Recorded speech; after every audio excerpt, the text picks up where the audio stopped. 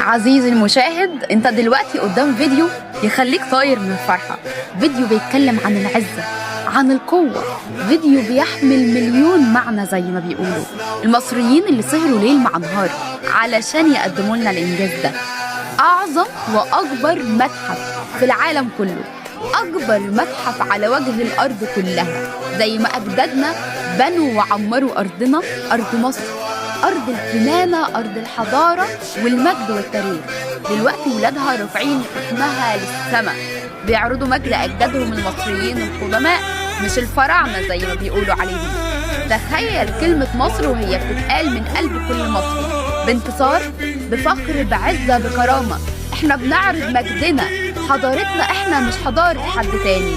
تحيا مصر، تحيا مصر، تحيا مصر 1000 مرة، والآخر الحياة كلمة قالها كل مصري بانتصار.